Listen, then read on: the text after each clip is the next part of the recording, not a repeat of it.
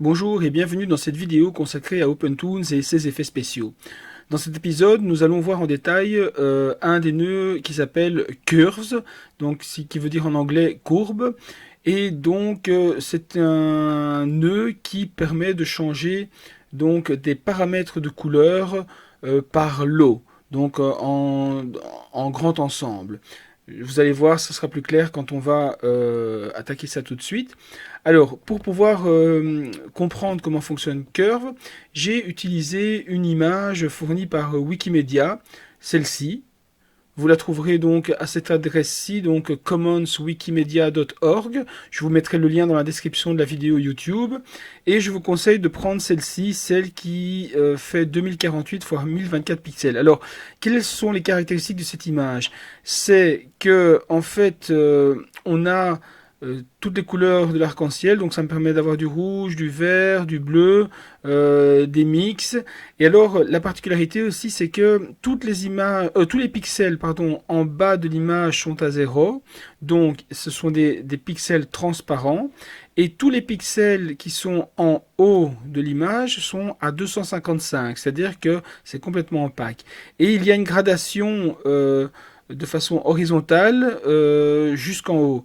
Donc par exemple, on peut supposer qu'ici au milieu, la ligne du milieu, eh bien c'est 255 divisé par 2, donc c'est environ 126 comme valeur d'alpha. Donc ça permet d'avoir une image, comment dire ça, donc étalonnée, qui me permet de comprendre comment fonctionne Curve. Donc on retourne dans la présentation. Et là, ce que vous voyez, donc, c'est cette image donc à l'écran affichée sur un fond noir. Je fais vite ici un petit rappel de ce qu'est une image dans un ordinateur. C'est un ensemble donc de points qui a, concernant la couleur, trois caractéristiques. Un canal rouge, un canal vert, un canal bleu, respectivement en anglais red, green, blue. Et donc, en faisant varier chaque canal de 0 à 255, donc 0 à 255 pour le rouge, 0 à 255 pour le vert et 0 à 255 pour le bleu, on sait avoir quasiment la plupart des couleurs nécessaires à créer des images sur votre ordinateur. À cela a été ajouté un autre canal, le canal alpha, qui permet de gérer la transparence. C'est notamment le cas pour les images de type PNG, qui effectivement donc ont un quatrième paramètre qui varie lui aussi donc de 0 à 255. La valeur 0 signifiant un pixel totalement transparent, la valeur 255 signifiant un pixel totalement opaque. Alors évidemment, ces combinaisons de RGB vont permettre de nous donner donc tout le panel de couleurs. C'est ce que nous voyons dans l'image suivante. Euh, Lorsqu'on a un canal rouge à 0, un canal vert à 0 et un canal bleu à 0, on a une couleur noire. De même, quand on met tout à 255, 255 ici, on a la couleur blanche. Et ici, vous avez des exemples. Par exemple, le rouge, on met juste le canal rouge à 255, les autres à 0. Le vert, on met juste le canal vert à 255, les autres sont à 0. Et par exemple, le bleu, on met le canal bleu à 255, tous les autres à 0. Donc ça, c'est un rappel donc, de base concernant donc, la façon de représenter les couleurs dans un ordinateur. On peut passer à OpenToonz. Alors, dans OpenToonz, je suis dans ma sandbox. Je rappelle que j'utilise ma sandbox pour faire des tests, tous des petits projets qui sont de petite envergure. Et donc ici, je vais créer une, une scène qui va s'appeler Curves en test, voilà. Et comme je sais que mon image fait 2048 sur 1024, eh bien, je vais déjà donner à la scène cette taille-là, d'accord? Donc, je crée ma scène, voilà. Et je vais préparer mon plan de travail. Alors, ici, je suis dans l'onglet animation. Je vais chercher mon image, donc la UAlpha Falloff, donc, dont je vous ai dit que je vous donnerai le lien dans la description. Et je le glisse dans la première colonne ici de OpenToonz. Je fais load parce que je sais où se trouve ce fichier. Voilà, donc ici ça s'affiche très très bien. Alors, je vais encore créer deux autres choses.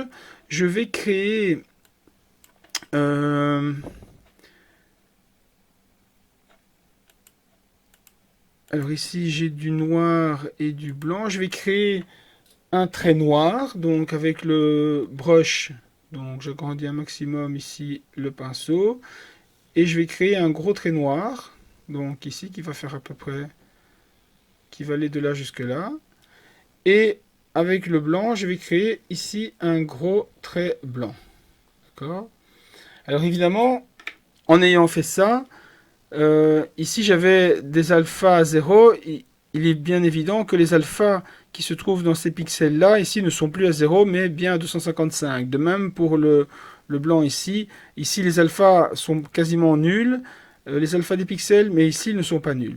Alors, je retourne dans l'animation, parce que j'aime bien cette disposition d'écran, et je vais déjà commencer par ajouter mon nœud. Donc, voilà, on peut renommer colonne en dessin ou en image. Voilà, c'est l'image. Et ici, je fais bouton droit, Add FX, Image Adjust. Vous voyez que vous avez plein de nœuds d'ajustement d'image. Et on va chercher ici donc Curves. Je clique dessus. Alors, il y a juste une entrée-sortie à ce nœud, donc c'est pas compliqué. J'inclus ça là et j'inclus ça là. Voilà. Et bien sûr, j'active l'œil pour avoir une prévue en direct, donc des effets spéciaux appliqués à ma colonne image. Donc, je clique là-dessus. Et voilà, donc ça c'est le point de départ de notre tutoriel. Donc, je rappelle ici, on voit bien que les alphas des pixels en bas sont tout à fait transparents. Par contre, les alphas ici sont à 255, donc il n'y a pas de transparence du tout. Alors, c'est parti. On va inspecter, on va regarder ce qu'il y a sous le capot de ce nœud curve. Donc, je clique dessus. Et voilà ce que j'obtiens. J'obtiens donc un graphe carré où je peux opter entre... Ici, vous voyez, vous avez des petites maniques. Vous voyez, vous pouvez faire des choses comme ça qui sont donc très arrondies. Ou alors, donc je reclique ici sur le point, je le supprime. Vous pouvez faire en linéaire. Et donc, vous avez bien une ligne bien droite. D'accord ? Alors, on va voir comment ça fonctionne. D'abord, je attire votre attention sur le fait déjà que je peux élargir la taille, donc comme ça je vois un peu plus clair. Et j'attire d'abord votre attention sur la liste déroulante ici en haut, donc Channel. Vous avez soit tous les 4 canaux RGB A, soit juste les canaux RGB, soit chaque canal séparément, Red, Green, Blue, Alpha. D'accord ? Alors, pour les facilités d'explication, je vais commencer par Alpha. On va gérer le canal Alpha de tous les pixels. Alors, comment est-ce qu'il faut lire ce diagramme ? Eh bien, en fait, il faut regarder ça comme en bas, c'est l'input, donc l'image qui est en entrée, et verticalement, c'est la sortie, l'output, donc l'image qui est en sortie. Alors, comment est-ce qu'il faut lire ce diagramme ? Eh bien, ce diagramme veut dire ceci. Donc, l'image va rentrer dans Curves et va sortir dans XSheet. Alors, il faut voir ça comme ça. Lorsque, dans l'image d'origine, j'ai un pixel, par exemple, à 128, ici, d'accord, je réexplique. Si ici, j'ai un pixel dont le alpha est à 128, eh bien, comment est-ce que cet alpha doit être en sortie ? Eh bien, je vais ici, je regarde où est la fonction, et je viens lire ici, je vois que c'est 128. De même, si je prenais la valeur 200 ici, donc alpha, ça veut dire que tous les points qui sont en alpha 200 dans l'image en entrée, il faut qu'après être sorti du nœud soit en 200 aussi. Donc vous l'aurez bien compris, une ligne droite comme ça dans mon nœud curves ne change rien. Chaque valeur qu'on avait au départ se retrouve à la fin. Alors, qu'est-ce qu'on peut dire ? Qu'est-ce qu'on peut faire maintenant ici comme opération pour comprendre ? Eh bien, la première, c'est celle-ci. On va abaisser ce point ici, vous voyez en haut à droite. Je vais l'abaisser tout en bas, d'accord ? Et qu'est-ce que je constate ? Que tout devient transparent. Alors, comment expliquer ça ? Eh bien, c'est très simple. Vous voyez tous les points ici en entrée. Eh bien, en ayant mis la fonction à plat comme ça, donc chaque fois que je décide de lire une valeur, par exemple, je vais reprendre la valeur 128 que j'ai lue il y a quelques secondes. Donc, tous les pixels dont le alpha est 128, j'arrive ici, doivent être mis à combien ? Comme la ligne est à 0, donc la fonction est à 0, hop, à 0. Donc en fait, vous voyez ici que toutes les valeurs de tous les alphas possibles sont remis à 0 en ayant mis cette courbe ainsi. D'accord? Donc maintenant, je remonte ça jusqu'en haut. Voilà. Et je vais faire l'inverse. Donc je vais monter ceci jusqu'en haut. Donc à votre avis, qu'est-ce qui va se passer? Eh bien, c'est très simple. Je remonte donc ce point jusqu'en haut. Et là, vous voyez, il n'y a plus aucun point transparent. Tous les alphas ont été mis à 255. Eh bien, c'est la même chose. Vous prenez un point en entrée de votre image d'origine, par exemple alpha égale 50. Vous lisez, vous montez, où est-ce que vous rencontrez la courbe? Ici, et elle est totalement au plafond, donc ça remplace toutes les valeurs de alpha par 255. Donc, vous l'aurez bien compris, ça permet en fait donc les curves, les courbes qu'il y a dans le curves node permettent des traitements par lot. Donc on traite les pixels par ensemble en fonction de leur valeur. Alors on peut faire un truc marrant ici. Donc je vous avais dit que tous les alphas à 0 étaient en bas, tous les alphas 255 étaient en haut dans cette image, excepté dans les traits que j'ai ajoutés. Et donc maintenant on va faire un petit quelque chose, on va faire des dents de scie, d'accord, pour voir ce que ça donne. Voilà, donc je clique sur chaque point, voilà, je clique sur chaque point et je crée en fait, vous voyez, des sortes de montagnes. Je vais le monter jusqu'en haut, voilà, hop, voilà, et voilà. Alors, comment est-ce qu'on peut interpréter ça? Eh bien, c'est très simple. Donc, je vais mettre ça ici à 0 et ça aussi proche de 0. Voilà. Alors, ici, si je regarde ce point-là, je lui dis quoi? Ben, toutes les valeurs dont le alpha était à une certaine valeur, environ ici, je crois, on va dire 80, eh bien, tu les mets à 255. Donc, ils deviennent opaques, donc pas du tout transparents. On dit aussi encore ici, toutes les valeurs de alpha qui étaient environ à, ici je vais dire entre 128 et 192, on va dire 150, eh bien tu les mets à 255. Alors ce qui explique ces deux points, ces deux crêtes ici, eh bien c'est cette crête-là, ici, et cette crête-là. D'accord? Par contre, tous les alphas qui sont à 255, c'était notamment le cas de tous ceux qui étaient en haut et les alphas des traits que j'ai faits, eh bien, les alphas de ceux qui étaient à 255, tu les laisses en 255. Voyez? Donc, c'est pour ça que le trait noir et le trait blanc, qui avaient des alphas 255, sont toujours là dans le schéma que j'ai fait. Si maintenant, j'abaisse cette valeur ici, donc tous les 255 viennent à 0, eh bien, regardez ce qui se passe. Tous les 255 qui étaient en haut, donc les alphas 255 qui étaient en haut, eh bien, doivent être mis à 0. Et comme les deux traits que j'avais faits étaient des traits totalement opaques, où les alphas étaient 255, eh bien, vous voyez que ces traits disparaissent aussi. Voilà, donc c'est ça qui est important, c'est comprendre qu'on traite les images par lot, ici. Alors, je vais supprimer ces points, donc il suffit de cliquer dessus et faire delete pour supprimer les points. Donc ici, on a fait ça avec des segments de droite.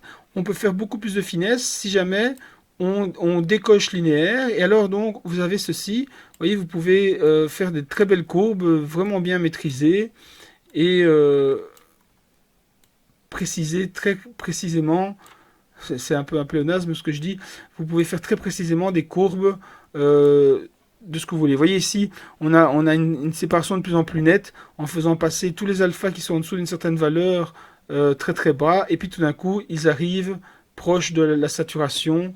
Donc plus je remonte ça, vous voyez, plus je remonte ceci, et plus tous les alphas qui étaient déjà hauts deviennent de plus en plus opaques ici. D'accord? Voilà. Donc ici maintenant, j'ai fini avec le canal alpha. Je supprime ça et je me remets en linéaire pour avoir mon image originale.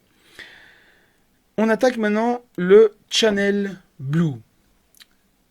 Je vais sélectionner ici le channel blue et on va voir donc quelque chose de similaire. La seule chose ici, donc par rapport au channel alpha, c'est que maintenant on s'occupe plus que du channel blue. Donc dans la constitution d'un point d'un pixel avec RGBA, comme je vous ai montré dans l'intro, cette fois-ci on va s'occuper seulement du canal, du troisième canal, le canal bleu. Alors, regardez ce que je vais faire ici. Je vais abaisser la valeur, un peu comme je l'ai fait pour l'alpha, en 0. Qu'est-ce que vous constatez en premier? tous les bleus disparaissent. Donc, qu'est-ce que j'ai fait ici?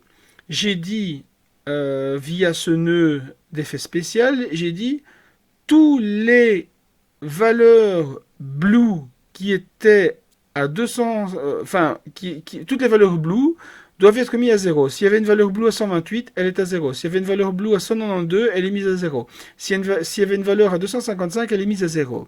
Ce qui veut dire qu'effectivement, tous les bleus disparaissent. Alors, pourquoi le blanc est-il devenu jaune? Eh bien, c'est très simple. Allons voir le panneau avec les différents codes couleurs. Vous voyez ici qu'on avait du blanc, le trait blanc. Et on a fait passer toutes les valeurs, mais vraiment toutes les valeurs de tous les pixels à 0. Eh bien, vous voyez que quand le blanc a son troisième paramètre qui passe à 0, donc ça fait 255, 255, 0, on obtient quoi? On obtient 255, 255, 0, on obtient bien un jaune. Donc, le jaune, c'est un blanc dont le canal bleu a été mis à 0.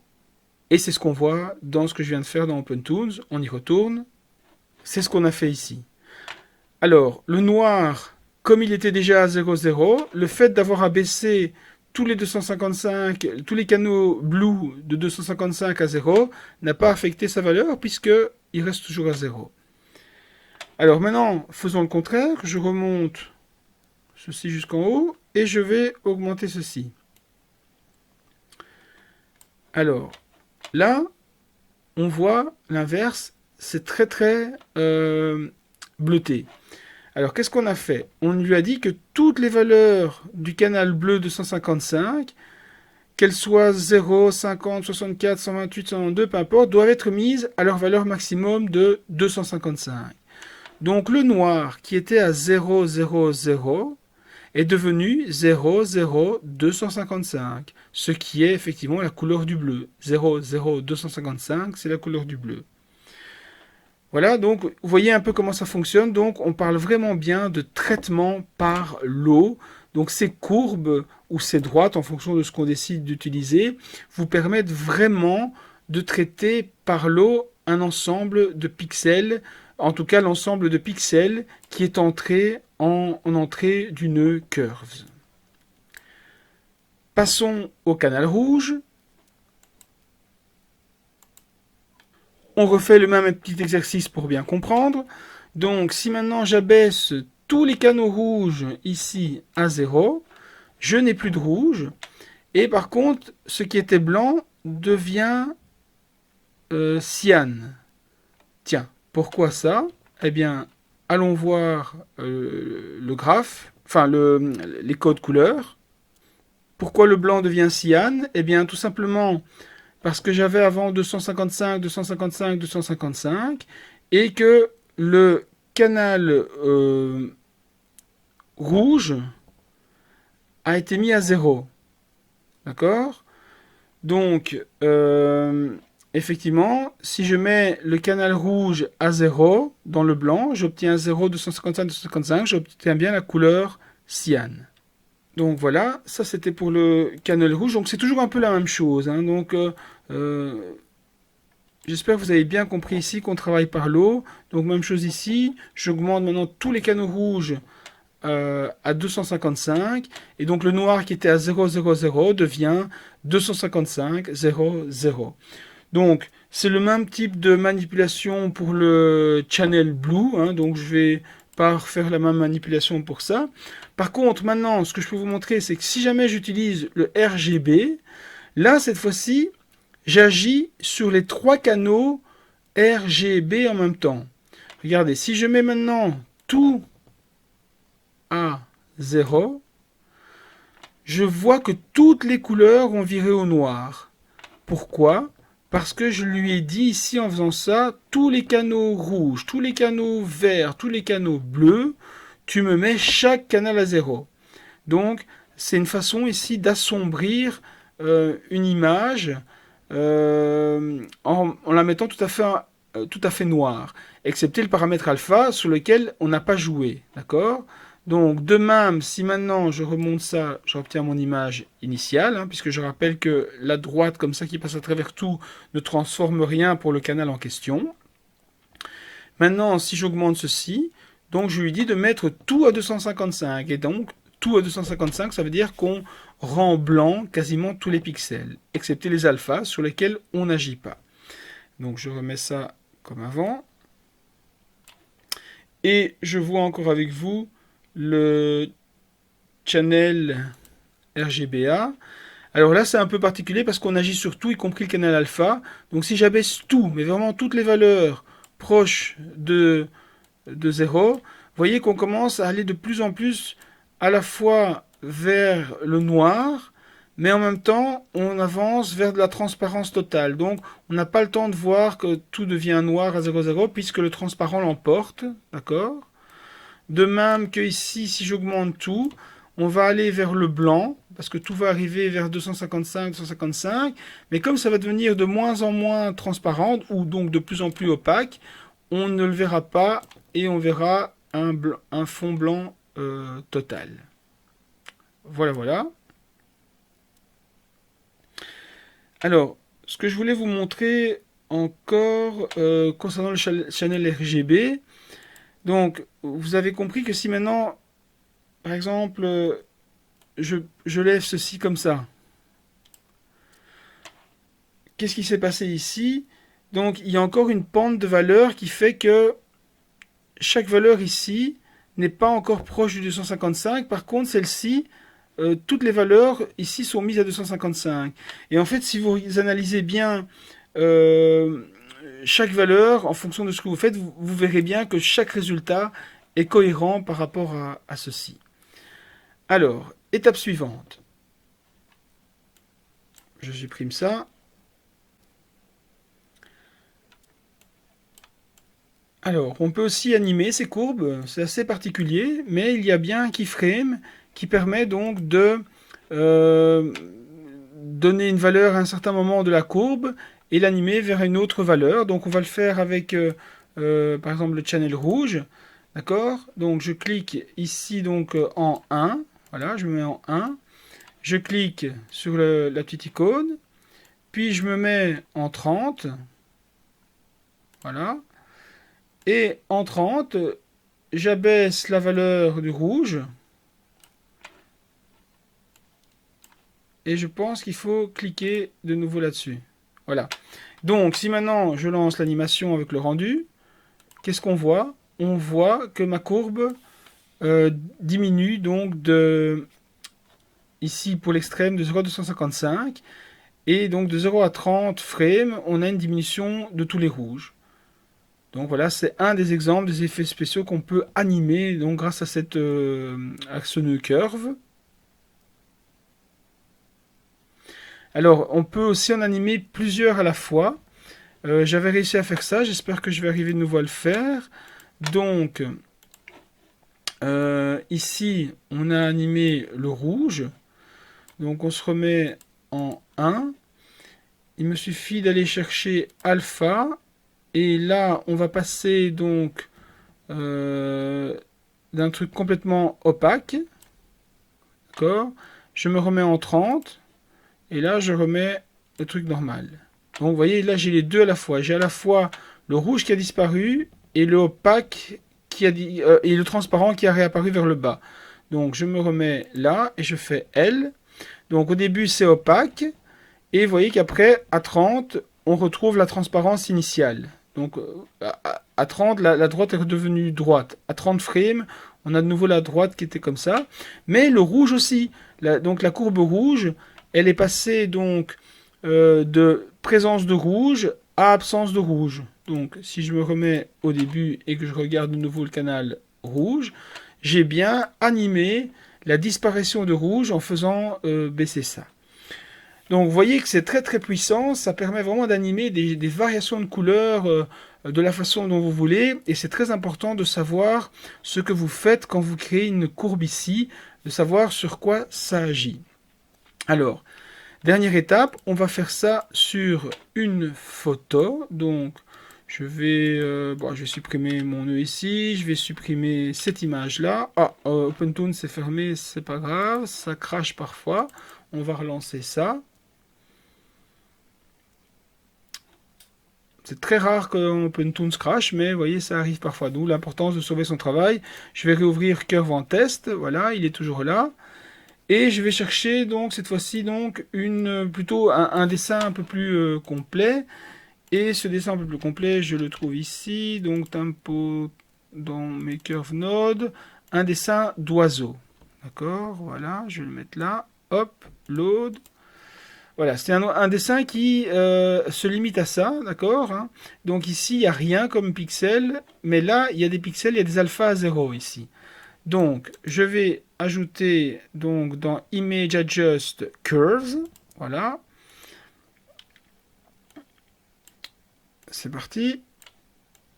Je lance le rendu et je me mets bien en damier pour qu'on voit clairement. Vous avez vu que on peut mettre un fond en blanc, en noir ou en damier, mais je trouve que quand on gère de la transparence, le damier est beaucoup plus adéquat parce qu'il permet vraiment de...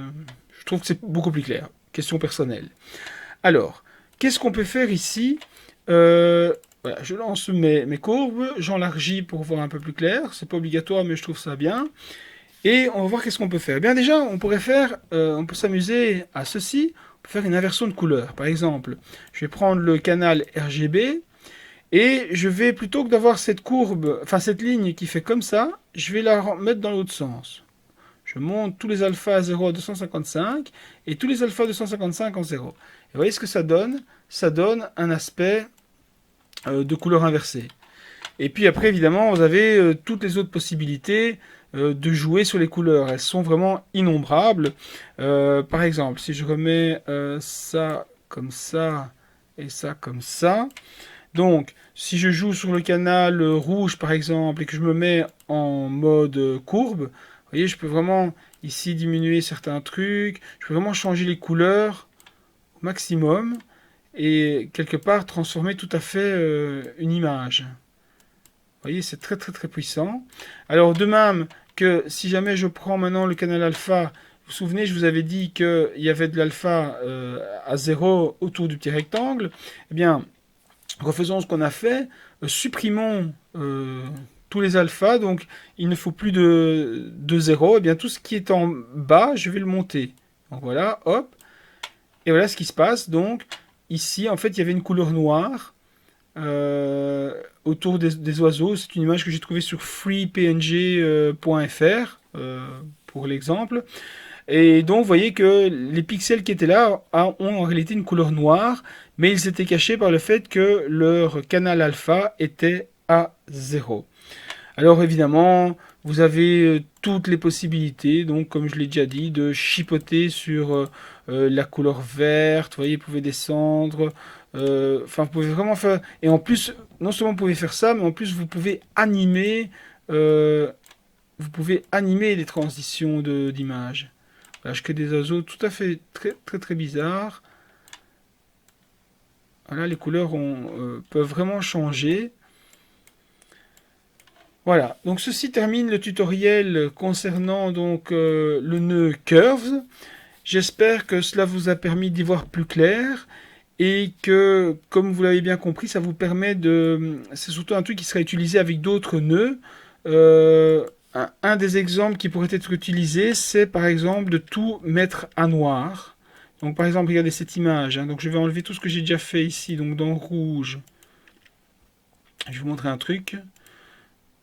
Voilà, je vais prendre le channel RGB et je veux que toutes les images de ce pixel soient mises à noir. Eh bien, c'est bien simple. Je descends toutes les valeurs de R, G et B à 0. Et bien voilà, j'obtiens un masque.